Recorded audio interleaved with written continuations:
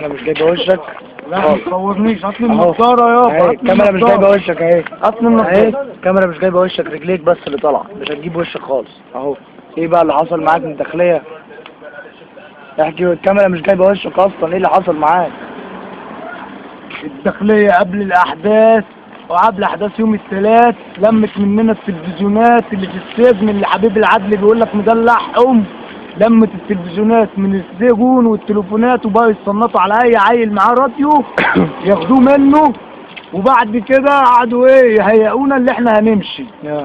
وبعد كده راحوا قالوا لنا خدوا العربيات واطلعوا ويلا معاكم البلد بتاعتكم. واطلعوا اللي تقتلوه تقتلوه، واللي تعملوه تعملوه، اللي تشوفوه اللي تعملوه. بس.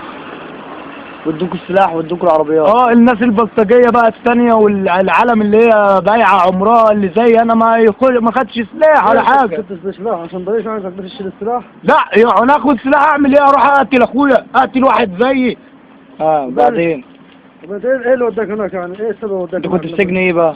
سجن ابو زعب. وهربان بقالك قد ايه ومشيت بقالك قد ايه؟ انا هربت امبارح وسلمت نفسي النهارده. هربت امبارح وسلمت، يعني الداخليه هم اللي اديتكوا السلاح وهم اللي ادوكوا العربيات؟ وكان في خبر وقالوا لكم من قبل كده انكم طالعين؟ هيقولنا ما قالولناش، هيقولنا وقالوا لكم اطلعوا وكسروا وخربوا وبوظوا واسرقوا واعملوا اللي انتوا عايزينه. الازبكيه واسم الازبكيه والخليفه يوم الجمعه طلع المساجين تضرب في الشعب. في مساجين ضربت وفي مساجين ما ضربتش. مشوا. وبقيه المساجين راحوا فين بقى؟ اللي روح واللي راح هنا واللي راح هنا. في بلطجيه وقفت مع المباحث تضرب مع المباحث، وفي ناس روحت قالت لك انا اضرب ناس اهلي. اضرب اهلي، يمكن اخويا واقف في وسطيهم اضرب اخويا. هو الخليفه ومبابه والوراق هم والمطريه قبل ما الاسم المطريه يولع، قبل ما اسم المطريه يولع طلعوا المساجين، سرقوا الشوارع بتاعه شارع الترول. مين اللي طلع المساجين؟ المباحث والمأمور والاستيفا في المطريه. وعندك اهل المطريه هم تسالهم. لو كلامي غلط تعالى حاسبني. لا انا باخد منك انت، قول لي بقى.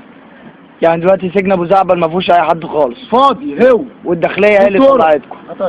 السجن الوحيد اللي متسيطرين عليه الحربيه سجن المرج. والداخليه ايوه صح ولا لا؟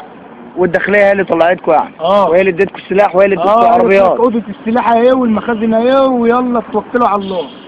اديتكم السلاح وقالت لكم مخازن الذخيره فين كمان؟ ليه يعني؟ ايه السبب؟ عشان نطلع بقى ندب ونسرق. صور ولا ظهر اللي خد السلاح رطب بقى يا عم، كله شايل رطب.